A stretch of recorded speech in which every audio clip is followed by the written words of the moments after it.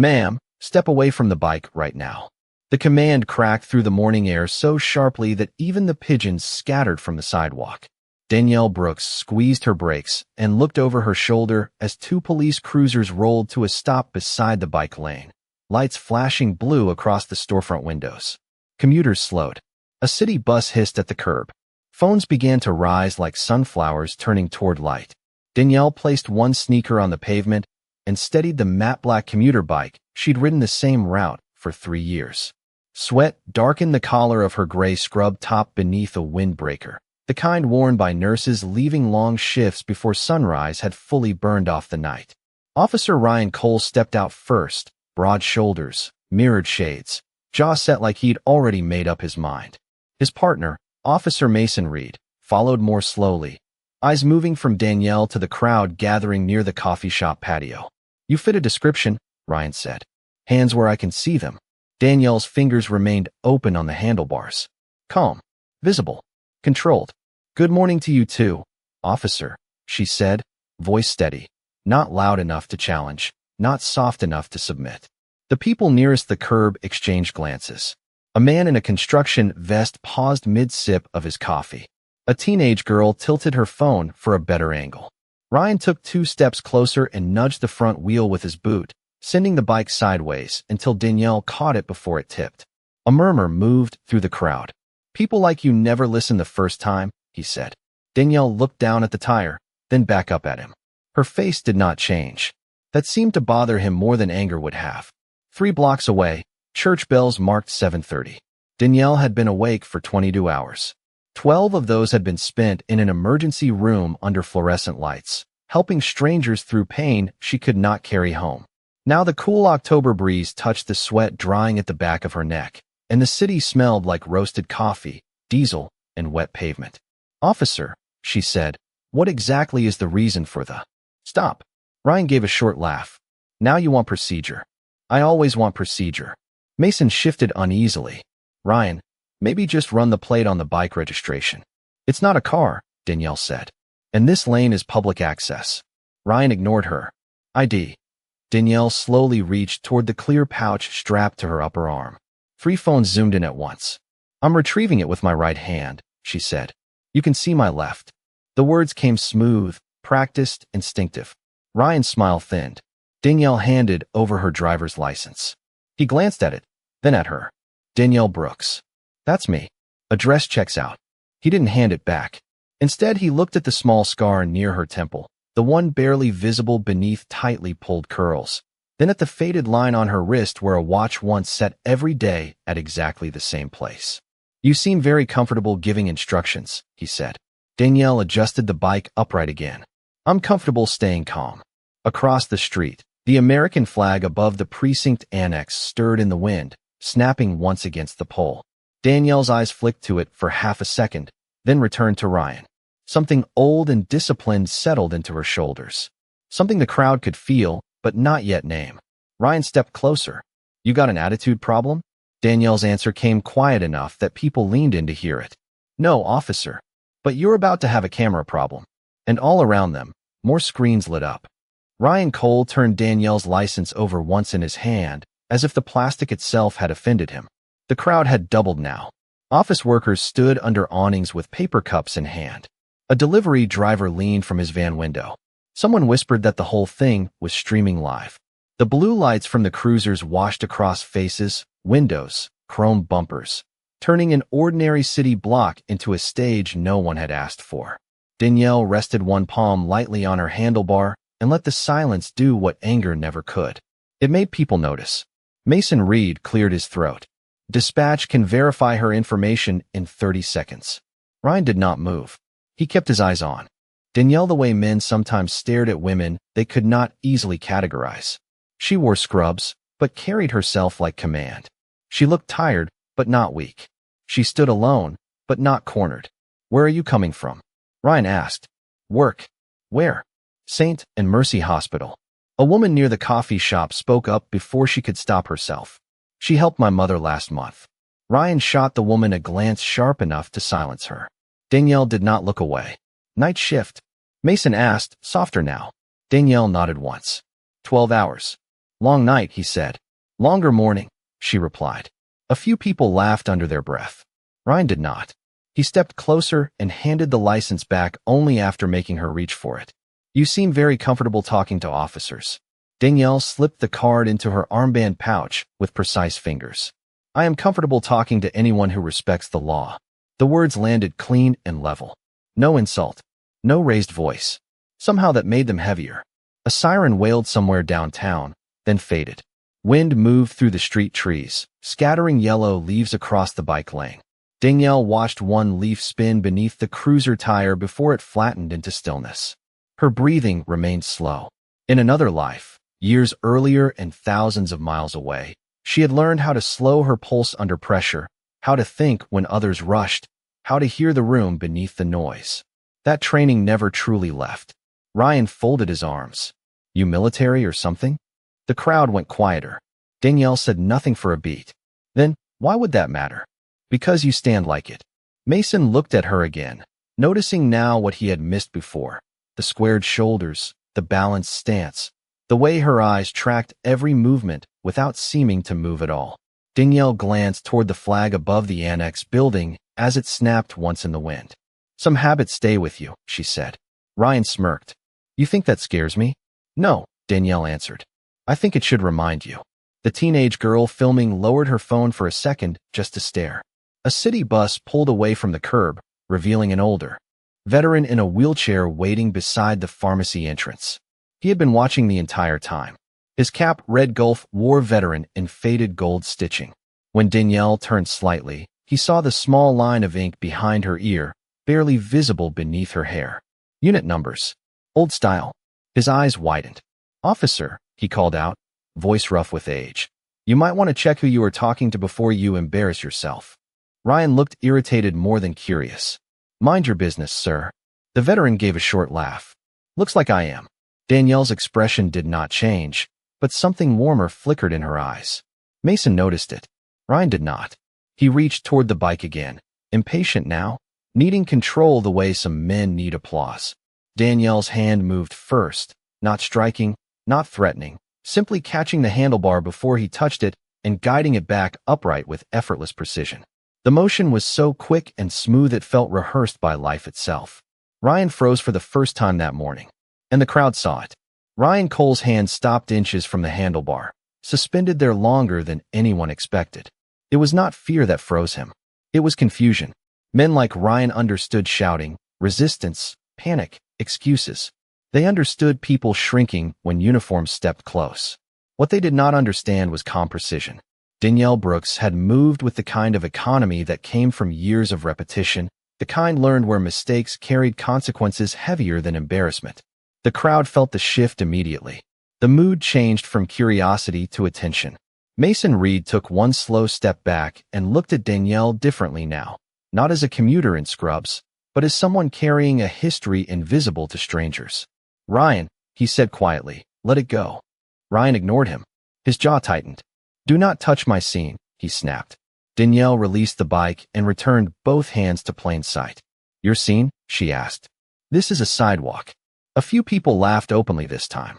Ryan's ears reddened. The veteran by the pharmacy rolled closer, wheels clicking over the cracked concrete. I know discipline when I see it, he said, eyes on Danielle. And I know insecurity too. Mason muttered under his breath. Sir, please move back. Son, I fought for your right to be wrong, the veteran replied. Phones tilted closer. A woman in business heels whispered to her coworker that the stream had thousands watching now. Danielle heard none of it the way civilians heard noise. She cataloged distances, exits, angles, voices, breathing patterns. Old instincts. Useful instincts.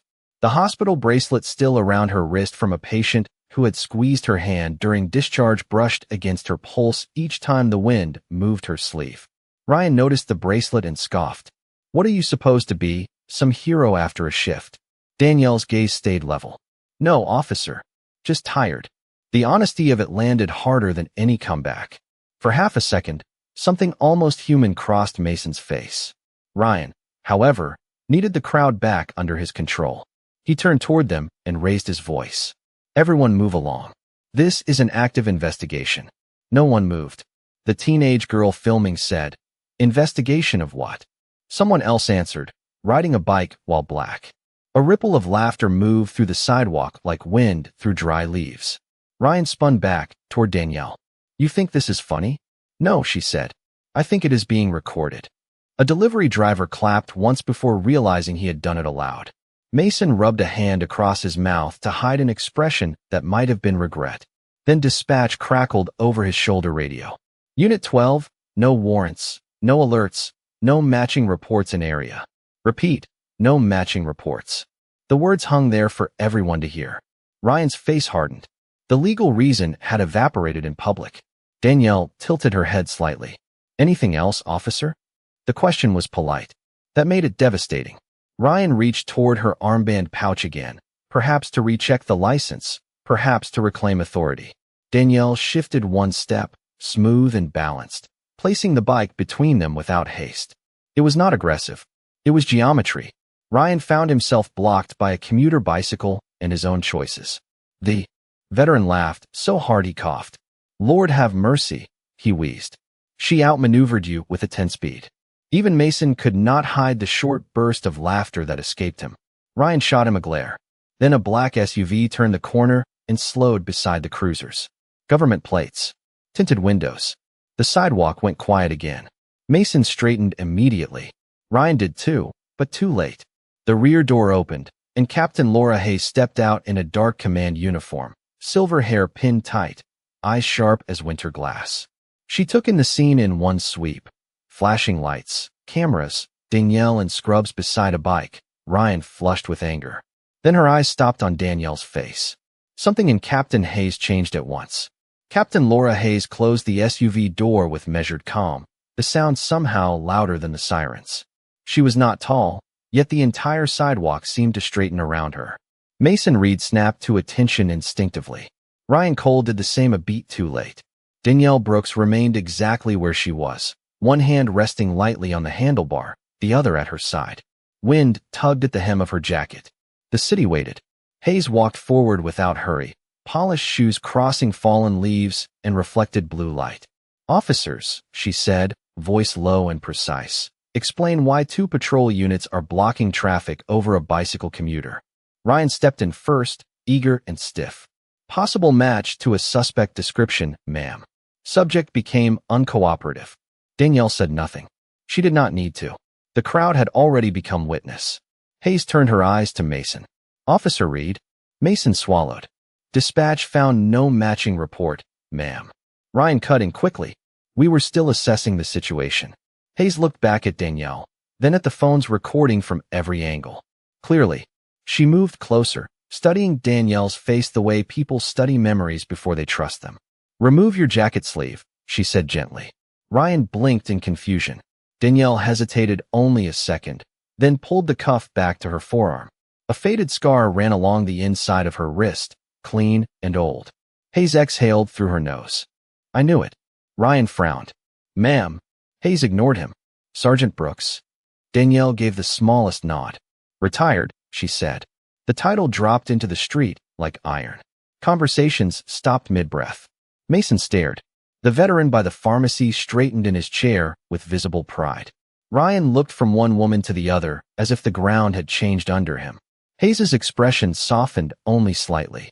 You train medevac security teams outside Kandahar, did you not? Danielle answered quietly. Yes, ma'am. And pulled 2 civilians from a burning transport in 2014. Danielle's eyes shifted away. That was a long time ago. Not to the people who lived. Hayes let the silence work. Then she turned toward Ryan. You detained a decorated veteran, licensed commuter, and hospital employee on her way home after serving this city all night.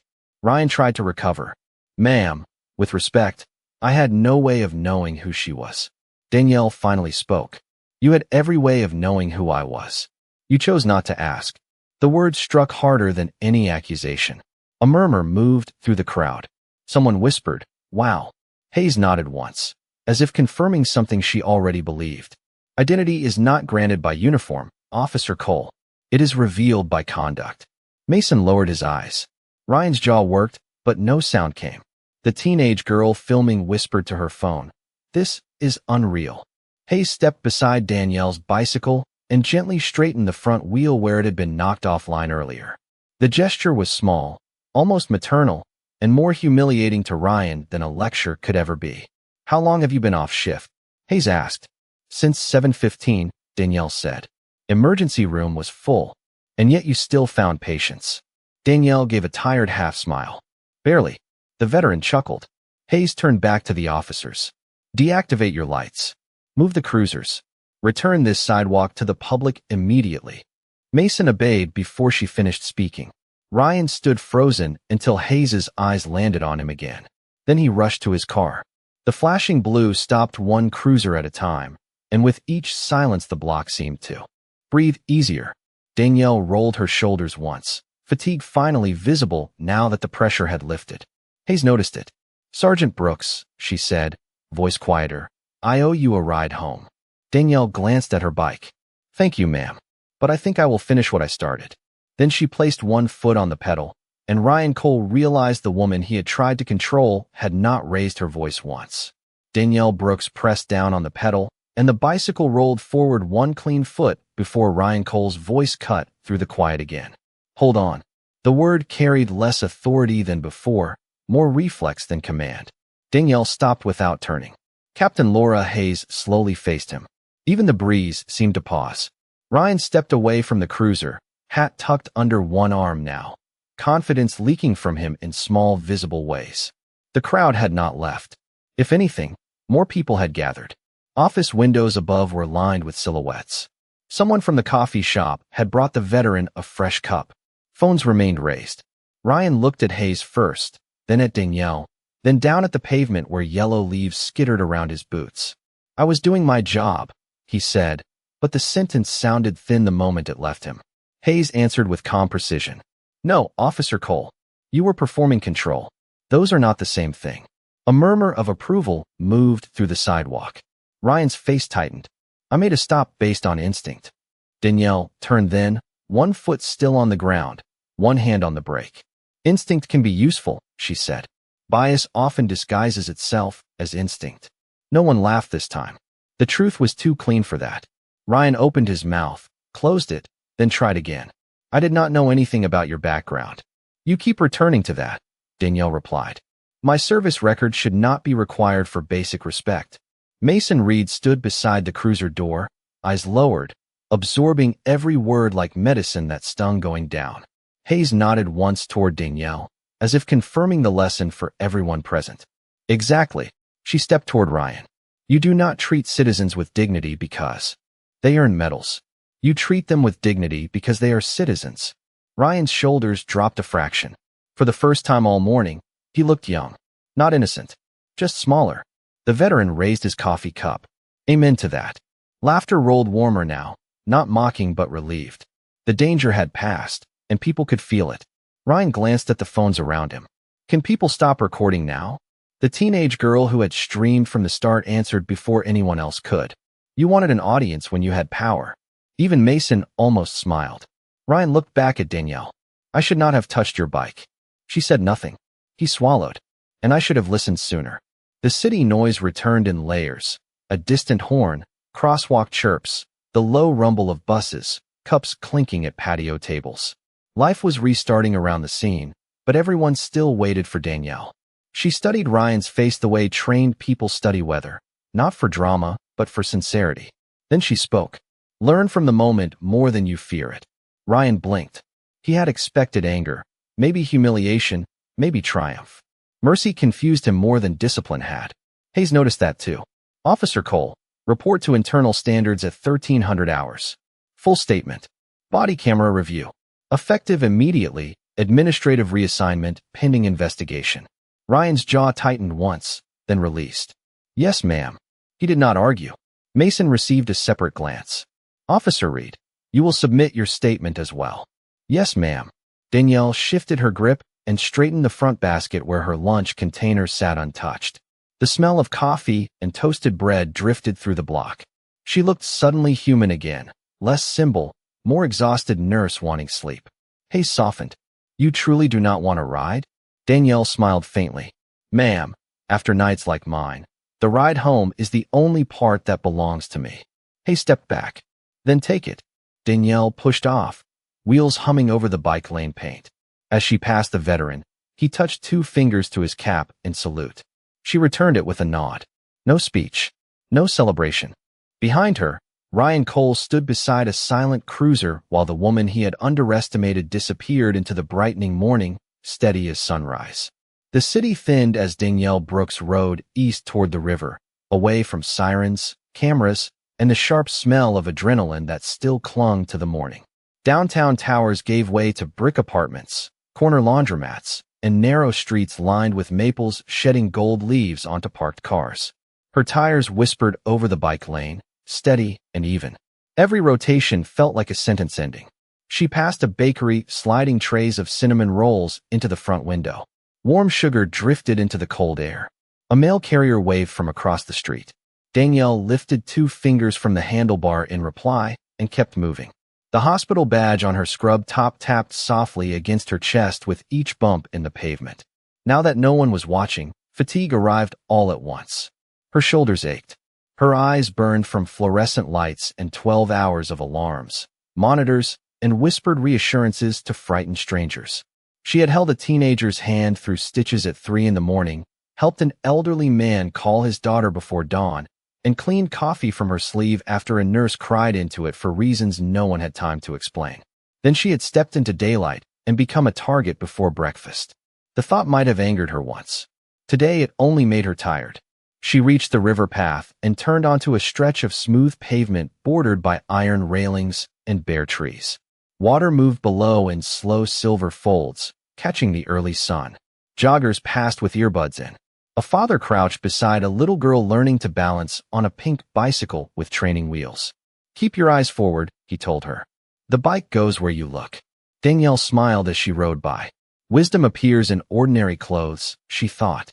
At a bench overlooking the water, she stopped and set 1 foot down.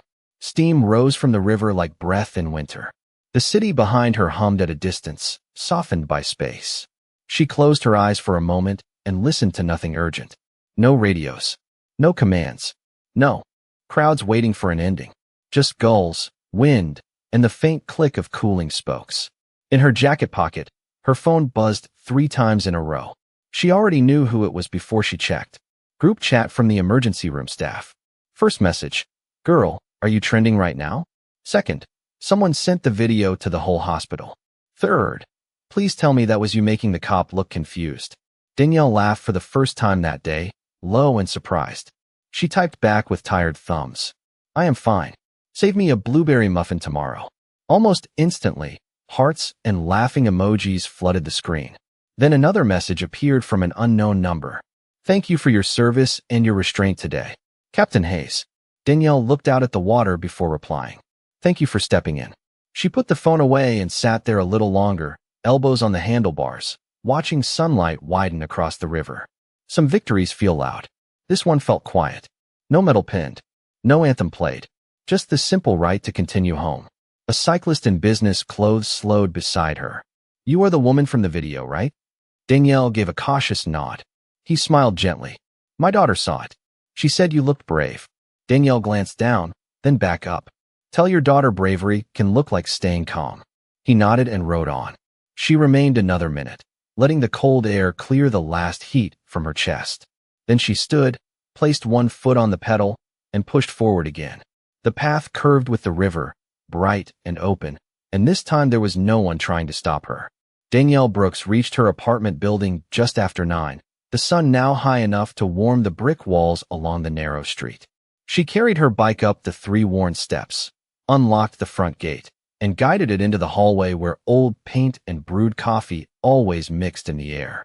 Mrs. Alvarez from Unit 2 cracked her door open before Danielle even reached the stairs. You are famous now, the older woman announced, holding a tablet in one hand and a dish towel in the other. Danielle sighed with a smile. Good morning to you too. Mrs. Alvarez pointed. At the screen, there was Danielle on the sidewalk, calm beside flashing lights, while a news banner below read local nurse stops traffic and starts conversation. I made eggs, Mrs. Alvarez said. You need protein after fighting ignorance. Danielle laughed softly. I did not fight anyone. Exactly, Mrs. Alvarez said. That is why you won. Upstairs, Danielle wheeled the bike into her small apartment and leaned it against the kitchen wall beside a shelf of medical textbooks and neatly stacked sneakers. The place was modest but clean, morning light spilling across hardwood floors and a couch draped with a folded army blanket. She kicked off her shoes, set water to boil, and finally let herself sit. Silence settled around her like something earned. Then her phone rang. Hospital administration. Danielle answered with one eye half closed. Please tell me I am not late for another shift. A warm voice laughed on the other end. No, Danielle. This is Monica from staffing. We just wanted to check on you. Also, half the emergency department wants your autograph. Danielle rubbed her forehead. They can settle for donuts. Monica lowered her voice. There is more.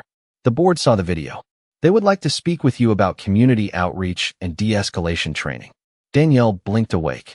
Me? You stayed calm when most people would not have. Apparently, leadership noticed. After the call ended, she sat very still. Recognition had always arrived strangely in her life, late and sideways. Medals came months after missions. Promotions came after transfers. Gratitude usually arrived after exhaustion. Another buzz. This time a local news producer requesting an interview. Then a city council office asking if she would attend a public forum on policing.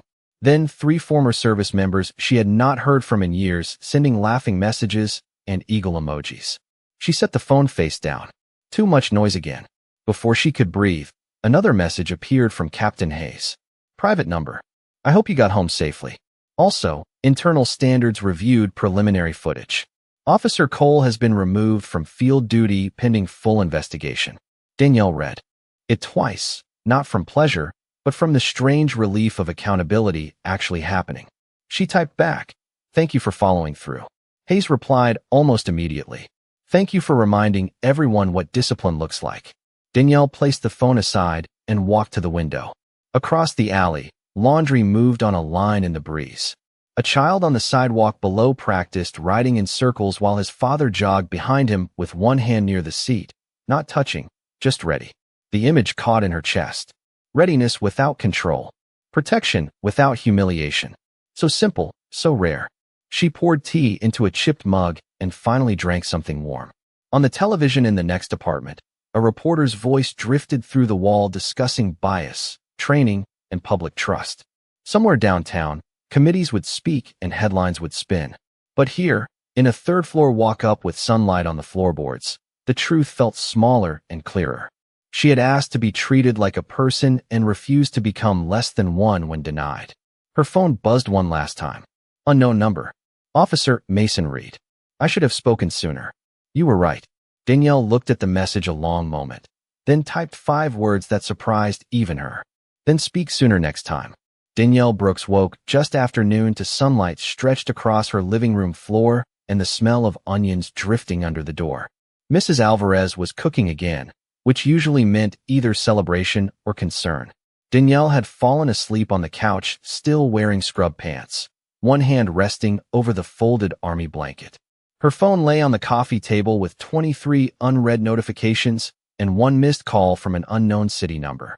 She rubbed sleep from her eyes, sat up slowly, and let the room come into focus. For a moment, she forgot the morning entirely. Then she saw her bicycle by the kitchen wall and remembered every flashing light. Another knock came, gentle but firm. She opened the door to find Captain Laura Hayes standing in the hallway. No uniform this time, just a navy coat and a paper bag from the bakery downstairs. Mrs. Alvarez's door was already open 2 inches, naturally. I hope I am not intruding, Hayes said. You are carrying croissants, Danielle replied. That helps. Hayes stepped inside and looked around the modest apartment without judgment, only curiosity. You keep things simple, she said. I learned young that clutter makes you slower. Hayes smiled faintly. Still tactical. They sat at the small kitchen table while steam rose from coffee poured into mismatched mugs. Outside, a garbage truck rumbled past, and children shouted somewhere in the alley. Ordinary sounds. Healing sounds. Hayes placed an envelope on the table. This is an official invitation. The city wants you to help design a new de-escalation training program for officers. Danielle stared at it, but did not touch it. You move fast. Sometimes shame creates momentum, Hayes said.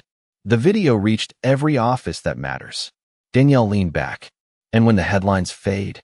Hayes did not answer immediately. She watched sunlight catch the chipped rim of her mug. Then people like me either prove we meant it or prove we never did. Danielle appreciated the honesty. She opened the envelope. Her name was printed neatly beside words like advisory council, public trust, and paid consultant. She almost laughed. This morning, I just wanted to ride home. Life is rude that way, Hayes said. Another knock interrupted them. Softer this time. Danielle opened the door and found Officer Mason Reed standing in the hallway in plain clothes, hands empty, posture awkward. Mrs. Alvarez's door opened another inch. Mason looked at the floor first, then at Danielle. I know this is not my place, he said, but I wanted to apologize in person. Hayes remained seated, saying nothing. Mason continued. I knew it was wrong before dispatch even answered. I stayed quiet because it was easier. Danielle crossed her arms, not hostile, simply listening. And now quiet feels expensive. He swallowed. My father was stopped like that when I was a kid. Different uniform, same silence. I told myself I would be different. The hallway held still around him. Danielle could see embarrassment, but also something rarer. Change beginning where pride used to live. She stepped aside. Come in for 1 minute. Then I need a shower and 8 more hours of sleep. Mrs. Alvarez muttered through her cracked door. Take the shoes off first. Mason removed them immediately. Inside, he stood by the doorway while Hayes watched with unreadable eyes. I cannot undo this morning, he said. No, Danielle replied. But you can interrupt the next one. He nodded slowly, as if receiving orders he had needed for years. Hayes rose and handed him one of the croissants. Consider this your first assignment. Mason almost smiled. The room softened. No speeches. No dramatic music. Just 3 adults in a small kitchen deciding that humiliation did not have to be the end of the story. Danielle signed the invitation with a borrowed pen, then looked at both of them. If I do this, she said, we train people to protect dignity, not ego. Hayes answered first. Agreed. Mason answered second. Needed. Outside, the alley wind rattled loose leaves along the brick wall, and for the first time since sunrise, Danielle felt the day turning into something useful. 3 weeks later, the same block where flashing lights had once stopped traffic now held folding chairs, a portable podium, and a banner that read Community Trust Forum. Autumn had deepened. Trees along the sidewalk burned amber and red, their leaves gathering in the gutters like small fires gone gentle. Store owners stood outside their doors. Nurses in scrubs came straight from shift. Parents held coffee cups while children chased each other between chair legs. Cameras were present again, but quieter this time, pointed toward listening instead of spectacle. Danielle Brooks arrived on the same matte black bicycle, coasting to the curb as conversations softened into recognition. She wore dark jeans, a navy sweater, and the same steady expression that had unsettled anger weeks earlier. She locked the bike, adjusted the strap of a canvas bag filled with notes she might not need, and walked toward the podium. Captain Laura Hayes greeted her first with a handshake that looked more like respect than ceremony. Officer Mason Reed stood nearby in a plain polo shirt beside a sign-in table, handing out water bottles and directing elderly guests to front-row seats. He moved differently now, less certain of himself and more aware of others. Ryan Cole was not there. Few asked why. Some endings do not need narration. Danielle stepped onto the small platform and looked out over the crowd. She recognized the veteran from the pharmacy in the second row, cap polished and posture proud. Mrs. Alvarez sat beside him, wearing sunglasses too large for the weather and smiling like she owned the block. Across the street, the teenage girl who had first recorded everything held no phone today, only a notebook. Danielle set her papers down untouched. 3 weeks ago, she began, voice carried by the microphone and the morning air. I wanted nothing more dramatic than to ride home after work. Laughter moved warmly through the chairs. What happened next was public. But what matters now is what happens after the public moment. She let the silence breathe. Cars rolled slowly past. A dog barked somewhere down the avenue.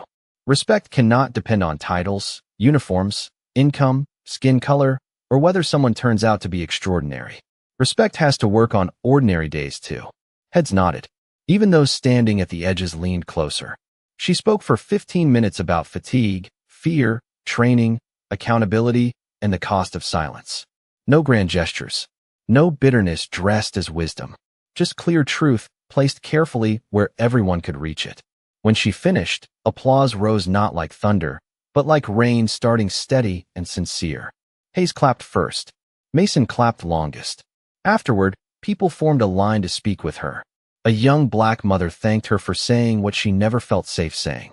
A retired officer admitted he wished he had learned these lessons sooner. The teenage girl asked if courage could be practiced. Danielle answered, every day. Near noon, the crowd thinned. Chairs folded. Microphones packed away. Leaves skated across the pavement in small circles. Hayes approached with an envelope